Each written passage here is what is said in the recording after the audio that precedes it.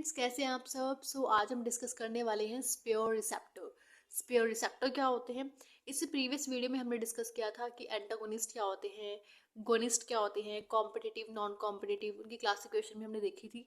ठीक है, तो हमारा जो नेक्स्ट टॉपिक है वो है स्पेयर रिसेप्टर।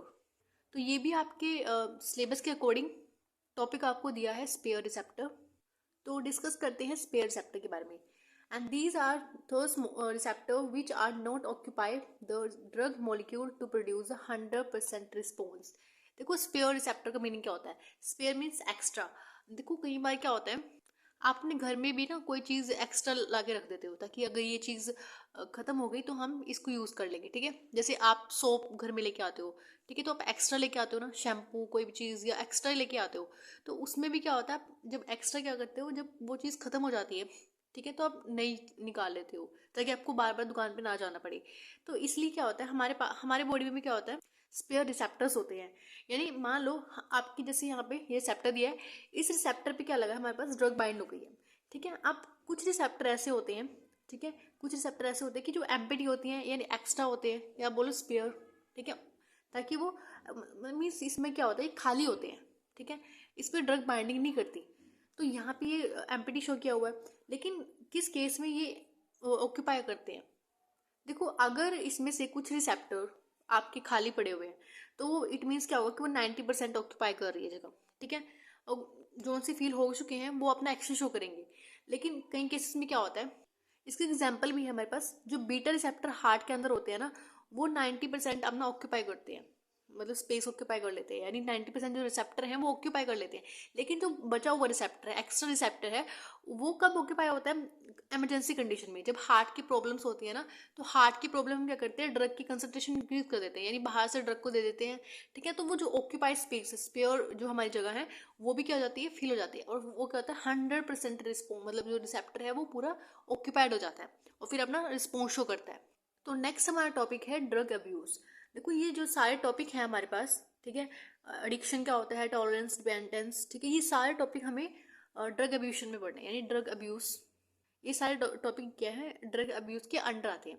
तो हमें जो ये सारे टॉपिक है सिलेबस के अकॉर्डिंग दिए हैं। ठीक है, तो फर्स्ट हम डिस्कस करेंगे एडिक्शन। ठीक है, तो हम इन सारे टॉपिक्स को वन बाय वन देखने वाले हैं। तो फर्स्ट हम देखते हैं एडिक्शन। तो जो हमारा ड्रग एडिक्शन होता है, एक बार इसकी डेफिनेशन देख लेते हैं। इट इज अ स्पेसिफिक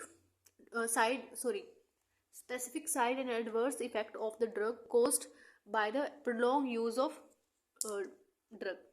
यहाँ पे आप एक बार यहाँ पे क्या करना, ड्रग का लेना। ठीक है, यहाँ पे ड्रग का लेना। तो अगर हम किसी ड्रग का प्रोलॉन्ग यूज करते हैं, यानी लंबा यूज करते हैं, तो उससे क्या होता है, हमारी बॉडी में साइड इफेक्ट्स आते हैं। ठीक है, एडवर्स इफेक्ट बोलो। ठीक है, when we take any drug substance for a long duration, अगर हम किसी ड्रग सब्सटेंस को लंबे टाइम तक लेते हैं, then it show some unusual response in our body. कुछ अलग से रिस्पॉन्स, यानी जो हमारी बॉडी के लिए बेटर नहीं होते, वो रिस्पॉन्स शो करता है अगर हम किसी ड्रग को या सब्सटेंस को लंबे टाइम तक कंज्यूम करते हैं। ठीक है, एंड नेक्स्ट हमारा, it is a psychological and physical inability to stop the consuming drug, even drug cause harm. देखो इसमें क्या होता है, ये साइकोलॉजिकल और फिजिकल आपकी बॉडी को मतलब हार्म करता है। ठीक है, तो आपको पता है कि वो जो ड्रग है हमारे, हम जो खा रहे हैं वो हार्म करेगी, लेकिन फिर भी क्या हो रहा है, उसका जो एडिक्शन है वो बढ़ गया, यानी बढ़ रहा है हमेशा। पहले से क्या हो रहा है और भी बढ़ रहा है वो एडिक्शन। ठीक है, तो इस केस में क्या होगा कि ये जो हम ड्रग ले रहे हैं, ये साइकोलॉजिकल फिजिकल हमारी बॉडी को बहुत ज़्यादा इफेक्ट करेगी। ठीक है, हमें पता भी है कि वो जो ड्रग है वो बहुत ही क्या हमारे लिए हार्मफुल है, फिर भी हमें उसकी एडिक्शन लग चुकी है। ठीक है, एक मेन डिफरेंस, ये सबसे बड़ा डिफरेंस है। और जो ये एडिक्शन होती है ना, अब कई बार क्या होता है, एक होता है डिपेंडेंस, हम अभी पढ़ेंगे इसके बारे में भी। एक दूसरा ही एडिक्शन, ये दोनों जो वर्ड है, इस दोनों सेम सेम लगते हैं। तो एडिक्शन में और डिपेंडेंस में एक फ़र्क ये भी है कि जब आप एडिक्शन में कोई चीज़ ले रहे हो, यानी कोई ड्रग आपने ली है, तो उसमें क्या होता है, आपको रैंडम टाइम में कोई भी, मतलब कोई ऐसा आपने अल्कोहल, सपोज लोग क्या करते हैं, कंज्यूम करते हैं, तो अल्कोहल ऐसा तो नहीं है कि वो सुबह सुबह ही पियेंगे, जैसे चाय होती है। अब चाय आपको क्या होता है, एक पर्टिकुलर टाइम होता है आपका कि मुझे इस टाइम पे चाय पीनी ही पीनी है। ठीक है, जैसे आप स्टडी के टाइम पे कुछ स्टूडेंट क्या करते हैं, चाय पीते हैं, ठीक है।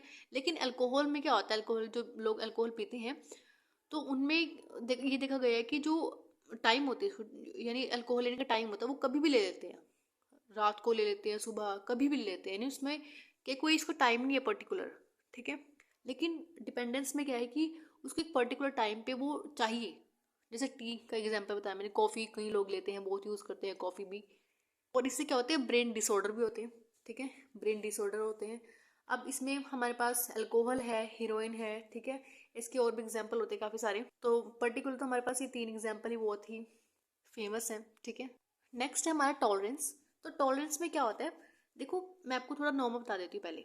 देखो टॉलरेंस में क्या होता है हमारे पास, अगर मान लो हमने कोई डोज ली, ठीक है, अगर हम कोई डोज लेते हैं, ठीक है, मान लो कोई पर्सन है, उसने कोई मेडिसिन ली, ठीक है, कोई भी ड्रग ले लो, ठीक है, तो उसने मान लो आज उसने क्या किया, एक टैबलेट खाई, ठीक है। अब वो क्या करेगा, रोज उसको एक टैबलेट खानी है, एक टैबलेट खानी है, ऐसे करते करते क्या होगा, 1 मंथ हो गया, सपोज 1 मंथ हो गया, ठीक है। अब एक टाइम पे जाके क्या होगा कि जो ये एक टैबलेट रोज ले रहा था, ठीक है, इंसान वो, तो उससे इस एक टैबलेट से कोई इफेक्ट नहीं होगा, ठीक है। या तो उसको अपनी डोज बढ़ानी होगी, ठीक है, तो बॉडी ने क्या किया, उसको टॉलरेंस कर लिया, नहीं टॉलरेट कर सकते हैं वो एक जो अब अगर वो एक टैबलेट हमारे रोज ले रहा है ना, तो हमारी बॉडी उसको क्या करेगी, टॉलरेट कर सकती है अब, कि अब मैं इस बॉडी को जो ये ड्रग ले रहा है, ठीक है, इंसान, तो वो इजीली टॉलरेट कर सकती है। तो अगर उसको 1 मंथ बाद क्या करना पड़ेगा, अपने तो अपनी डोज बढ़ानी होगी, ठीक है, या डॉक्टर को दोबारा उसको चेक कराना होगा, ठीक है, या उसको अपनी डोज वगैरह जो भी है, ठीक है, अकॉर्डिंग जो जैसे डॉक्टर प्रिस्क्राइब करेगा वैसे उसको लेनी होगी। लेकिन टॉलरेंस में मेन जो हमारा डिफरेंस है वो यही है कि अगर उसको ड्रग की टॉलरेंसी हो गई, ठीक है, तो उसका जो इफेक्ट है वो एक डोज का उससे कुछ नहीं होगा, यानी उसको कुछ टाइम बाद अपने डोज को इंक्रीज करना होगा, ठीक है, अपने डोज को इंक्रीज करना होगा, और उसके बाद फिर क्या करना होगा, जब ये डोज भी काम नहीं करेगी तो एक टाइम ऐसा आएगा कि वो जितनी जितनी मर्जी डोज ले ले उसको कोई इफेक्ट नहीं होगा उसके ऊपर। ऐसा इंसान कितनी डोज बढ़ाएगा अपनी, आज एक खा रहा है, कल 2 खाएगा, 3, कब तक बढ़ाएगा ऐसे। तो इसको हमने एक टर्म दिया टॉलरेंस, ठीक है। एक बार इसकी डेफिनेशन देख लेते हैं। It is a diminished effect or response of any drug when a drug repeatedly for long duration in the same dose, यानी अगर वो एक ही डोज को मतलब अगर उसकी जो डोज है, यानी अगर वो एक टैबलेट ले रहा है रोज रोज, तो एक टाइम ऐसा आएगा कि उसको कोई रिस्पॉन्स ही नहीं देगी वो डोज, ठीक है, वही मैंने आपको बताया था। And it happens when a person no longer responds to a drug in the way they did it the first, so it takes a higher dose of the drug to achieve the same effect, यानी अपनी उसको dose की concentration को बढ़ाना पड़ेगा, ठीक है, तब उसको वो इफेक्ट मिलेगा, अदरवाइज वो उसका इफेक्ट नहीं ले सकता। जैसे एग्जांपल हमारे पास पैरासीटामोल, पैरासीटामोल को तो लोग आजकल इतने हल्के में ले रहे हैं, मतलब हल्का से बुखार हुआ नहीं, ठीक है, एक पैरासीटामोल ले ली, ठीक है, और ये गलत है बहुत ज़्यादा। अगर आपका नॉर्मली फीवर हट जाता है तो आपको पैरासीटामोल लेने की ज़रूरत नहीं है, नहीं, अगर आप ऐसे अगर रेगुलर लोगे, ठीक है, तो आपके साथ भी ऐसा हो सकता है टॉलरेंसी वाला केस, ठीक है। तो इस केस में कई बार हमारे पास साइड इफेक्ट भी हो जाते हैं। मान लो किसी को ऐसा फीवर हो गया, मतलब जिसको आपकी बॉडी भी नॉर्मल नहीं कर पा रही, तो पैरासीटामोल कब कैसे काम कर पाएगी फिर, क्योंकि आपने तो उसकी जो अमाउंट है इतना बढ़ाया हुआ है बॉडी के अंदर कि वो अब आप यूज़ ही नहीं कर सकते पैरासीटामोल को। तो हमें इन टैबलेट्स को ध्यान से यूज़ करना चाहिए, ठीक है। नेक्स्ट हमारा डिपेंडेंस। डिपेंडेंस में क्या है हमारे पास, अब हम बात करते हैं डिपेंडेंस केस में। देखो टॉलरेंस में केस में क्या हुआ था कि हमें अगर आज हमारे पास ये एक टैबलेट है, इस टैबलेट को आपको आगे टाइम जाके क्या करना पड़ेगा, जब आप लॉन्ग ड्यूरेशन हो जाएगा तो आपको उस टैबलेट की जो अमाउंट है वो बढ़ाना पड़ेगा, ठीक है, यानी आपको 2-3 टैबलेट खानी पड़ेंगी तब जाके आपको असर करेंगे, ठीक है। लेकिन डिपेंडेंस में क्या है हमारे पास, मान लो जैसे आप रोज डाइट लेते हो ना, टैबलेट उस तरह बिहेव करने लगती है। जैसे मान लो आपने आज एक टैबलेट ली, ठीक है, अब मान लो आपने ऐसे करते करते 1 महीना निकाल लिया खाते खाते, ठीक है, अब एक टाइम ऐसा आएगा कि ये जो ड्रग है आपकी बॉडी के साथ बिल्कुल नॉर्मल हो जाएगी, ठीक है, यानी पहले तो वो जब आपने इनिशियल वो आप ड्रग ली तो उस टाइम पे वो नॉर्मल थी, यानी आपकी बॉडी में इफेक्ट शो कर रही थी, ठीक है, एक्शन भी दे रही थी। लेकिन एक कंडीशन ऐसे आएगी वो एबनॉर्मल हो जाएगी आपकी बॉडी के अंदर, ठीक है, एबनॉर्मल इफेक्ट शो करने लगेगी। अब इसमें क्या होता है, देखो अब मान लो, ठीक है, अब तो वो आपको, जैसे आपको हेडेक हुआ आज, ठीक है, अब जो आपका हेडेक है वो बिना मेडिसिन के ट्रीट नहीं हो पाएगा। यानी आपको जब तक ये मेडिसिन नहीं मिलेगी तब तक आपका हेडेक ठीक नहीं हो पाएगा। ठीक है, तो यानी आपकी जो बॉडी है इस ड्रग के ऊपर डिपेंड हो चुकी है। लेकिन इसमें क्या होता है, एक पर्टिकुलर टाइम होता है। मान लो आपको जैसे कई लोग क्या करते हैं, नींद के गोले खाते हैं, ठीक है, अब उसको तब तक नींद नहीं आएगी जब तक वो उस टैबलेट को नहीं ले लेता। लेकिन आपने वो नींद की गोली कब ली, नाइट में लेते हो आप उसको, ठीक है, नाइट में लेते हो आप, सुबह तो नहीं लेते। तो यानी एक पर्टिकुलर टाइम है उसका, एक पर्टिकुलर टाइम में लेते हैं। लेकिन एडिक्शन में क्या होता है, एक पर्टिकुलर टाइम नहीं होता कोई भी। तो एक बार इसकी डेफिनेशन भी देख लेते हैं।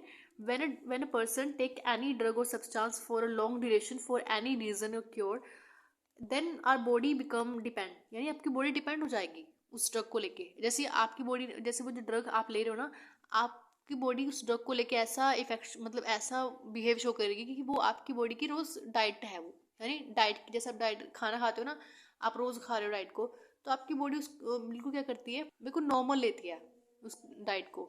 लेकिन एक टाइम ऐसा भी आएगा, मान लो आपने पहली बार वो मेडिसिन खाई थी, ठीक है, पहली बार तो क्या होगा, वो मेडिसिन आपको बिल्कुल ही भी क्या होगा, मतलब अपना इफेक्ट शो करेगी वो, लेकिन कुछ टाइम बाद क्या होगा, अपना इफेक्ट शो करना बंद कर देगी वो।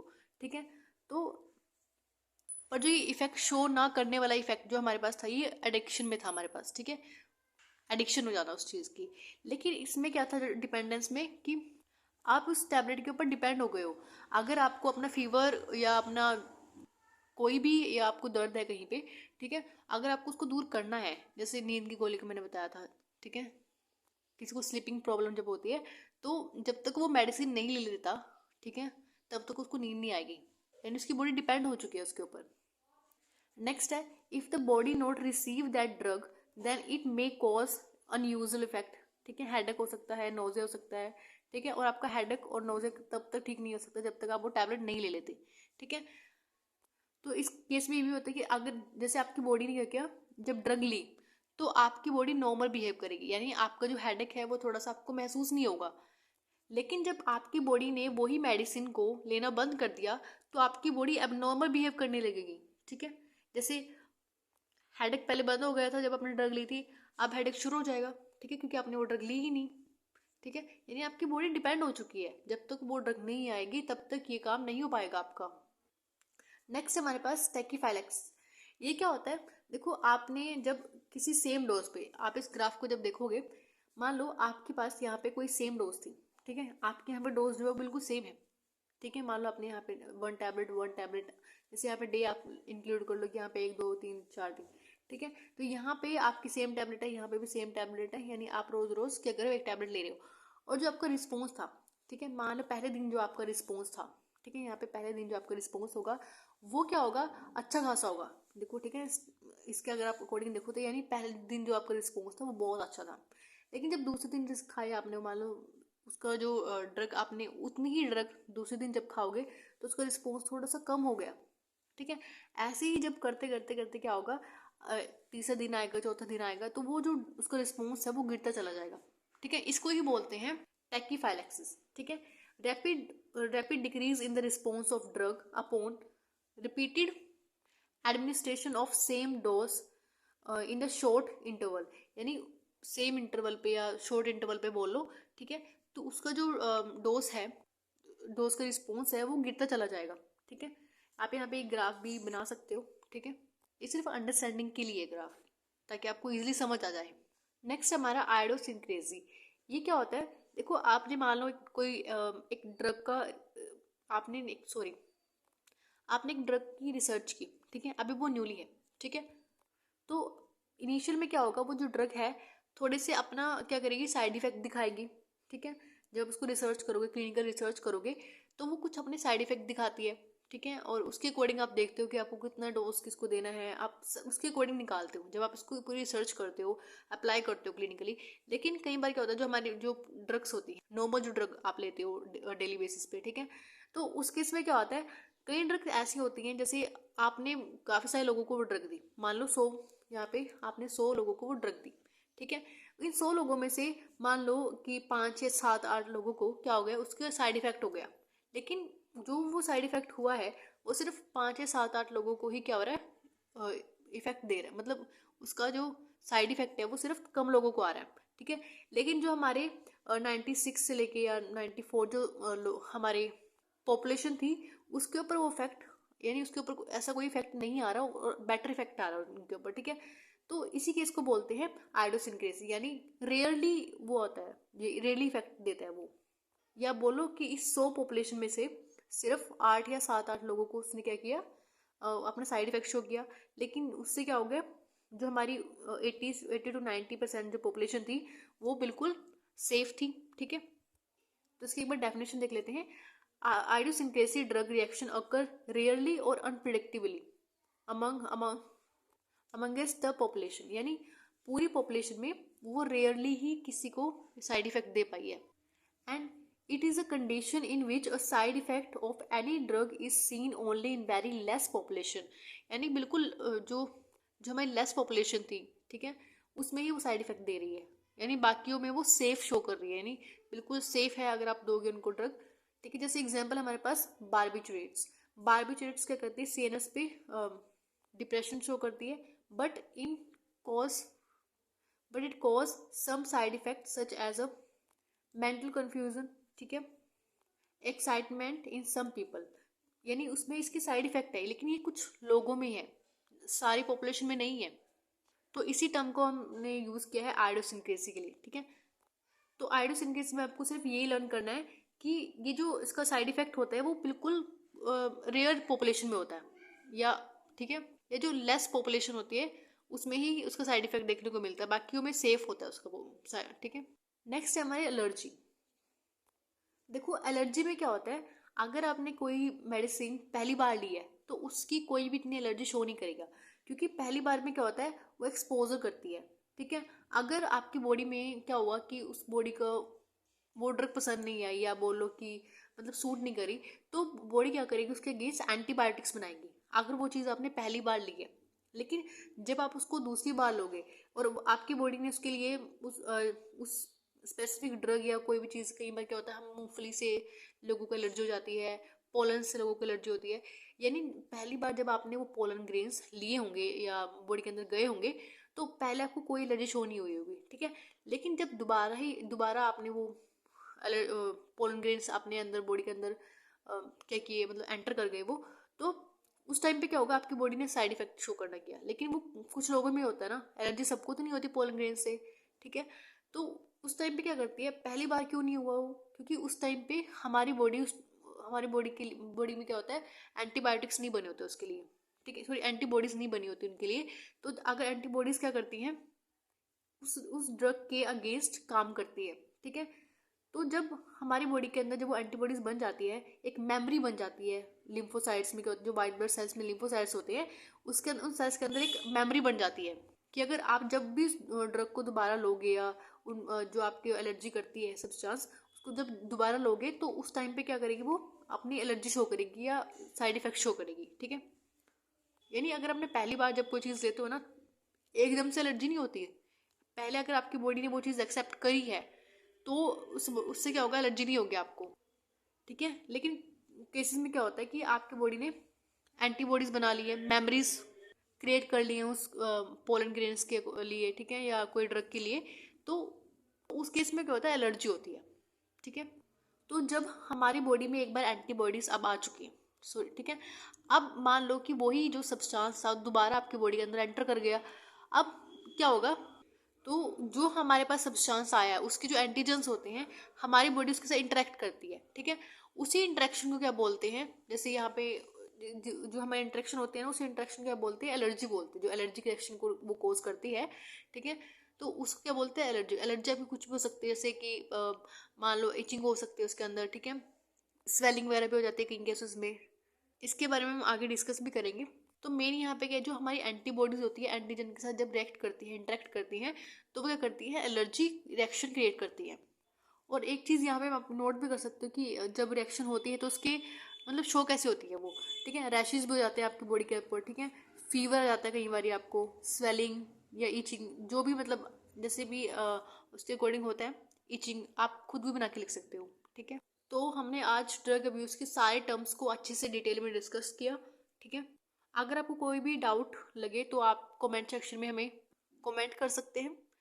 अगर आपको ये वीडियो अच्छी लगे तो अपने फ्रेंड्स से जरूर शेयर कीजिए। And thank you for watching this video.